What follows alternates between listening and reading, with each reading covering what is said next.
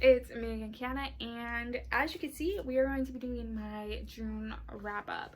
For the life of me, I cannot believe that June is over and July is here. I'm going to be going back to school next month, which I'm very nervous yet very excited for. So I read 1, 2, 3, 4, 5, 6, 7.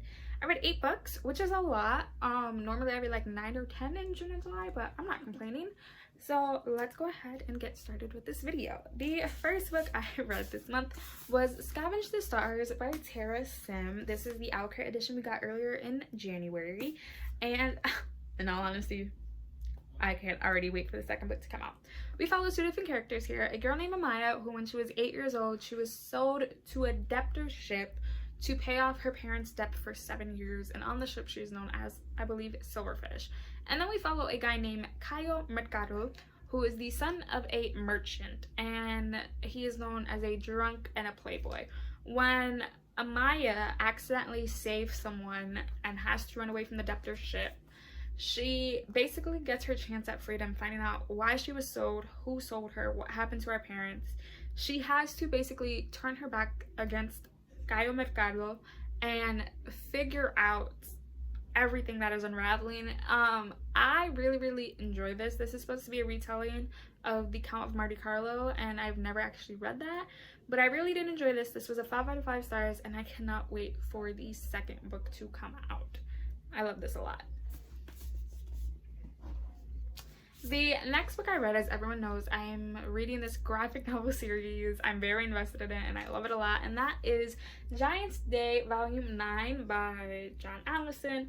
This is the end of their second year between Daisy, Susan, and Esther, and they're all trying to figure out, are we going to live together next year? If we are, how can we handle someone's girlfriend that they don't like? And all of that. I love it because of how realistic it is. Like, you deal with so much stuff when you're in college, especially when you're rooming with someone and you don't like their boyfriend or girlfriend. Other than that, it wasn't really like that entertaining, so I did give this a 3 out of 5 stars. I enjoyed it, but nothing really special happened.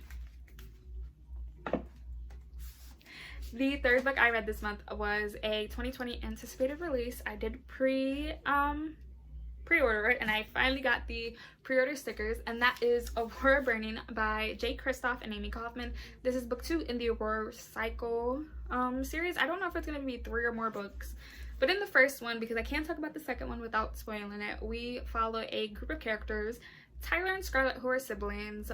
Tyler's the alpha, Scar's the face.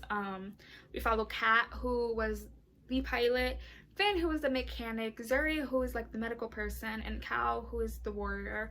And they were all like paired up for this one ship because Tyler ended up the day of graduation going out and on a joyride, and he ended up at Aurora's ship and ended up saving her.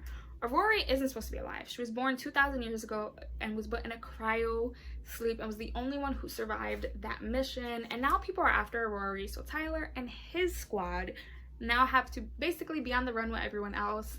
The second book, oh my goodness, the plot twists that were in there, I really enjoyed it. Aurora Burning got 5 out of 5 stars. It did not have the middle book slump that a lot of books have. I really enjoyed this, and I cannot wait for the third book. I then read The Case for Jaime by Brittany Cavallero. This is the third book in the Sherlock Holmes series, which follows the great whatever granddaughter of Sherlock Holmes and the great whatever grandson of Dr. Watson. It has been a year since the last book. Jamie's back at school. He's dating Elizabeth, who we meet in the first book. Charlotte is trying to find Lucian. They have no contact whatsoever, but then someone starts setting Jamie up for stuff that is happening on school. So now he has to try to find Charlotte to figure out, is it Lucian or is it someone else from their past haunting them? I enjoyed it. Not a lot happened, so this also got a 3 stars. I loved the first book a lot. I didn't like the second book that much, and I really didn't like I enjoyed it, but not a lot this one. So hopefully the fourth and I think it's the final book will be a lot better. I then read, of course, A Giant's Day Volume 10 by Alison. This is now when the girls are starting their final year. This is their first year not living together. Daisy was outed to her grandmother, so her and her grandmother were fighting, but her grandmother like put it behind her, which I really did enjoy. But yeah, it's their last year. They're now like figuring out like what are we gonna do when we graduate, where are we gonna go, what are we gonna do. And that's a lot when you're in college. Like I just spent like 4 however many years to just get this one degree. Like, do I stay and continue on with a higher degree, or do I just go into my profession? Again, like with volume 9, it was good. Nothing like mentionable really happened, so this was again 3 out of 5 stars. I then read both Giant's Day Volume 2 and Giant's Day Volume 3 by Alice Oseman. This is a graphic novel series where we follow 2 different characters, Nick and Charlie. Charlie was outed as gay when he was a freshman, which we find out in Volume 1, and he was bullied horribly for it. And then he meets, in year 10, he meets Nick, who is a rugby player, and they become instant friends. Nick gets Charlie onto the rugby team, is protecting him, but then Charlie realizes he's crushing hard on Nick. Nick is trying to figure out, especially in the 1st and 2nd volume, am I gay, am I straight, am I bisexual, which I really enjoyed. Now for Volume 3, in Volume 2, they're focusing more on what Nick is, how does he feel about it, how is he coming out to people. And then in the 3rd one, we're going to do trigger warnings for eating disorder and self-harm, which I'm so happy they touched on that. They're going on Paris for their trip. I loved both of these. They were both 5 out of 5 stars. You will see later in my weekly reading vlog, I got my younger niece and my younger sister to read them, and they love them as well. But yeah, I really did enjoy these. These were both 5 out of 5 stars, and I'm so sad we have to wait till February to get the 4th volume.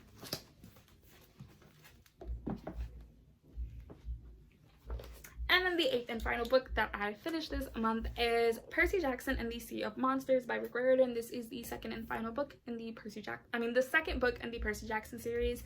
This is the one where someone has now poisoned Thalia's tree. And because of that, they end up firing Chiron from Camp Half-Blood and sending in someone else, Mr. T, I can't really pronounce his name, to be the camp's director, and he does not like Percy Jackson whatsoever. Percy Jackson brings a Cyclops, aka his half-brother Tyson, to Camp Half-Blood, which annoys a lot of people because they don't really trust Cyclops. But yeah, I did enjoy this. Rereading this brings back so much memories of how much I absolutely loved this series. But I did enjoy this, and this is actually a 4 out of 5 stars. So yeah, these are all the books I read in June. It doesn't seem like a lot. Like, it didn't seem like a lot when I was putting this together, but now looking at it, this actually is a lot. So yeah, I'll be leaving here 2 videos I honestly feel you guys should go check out. I try my hardest to post 3 times a week, and I'll see you guys very soon with another video. Bye guys.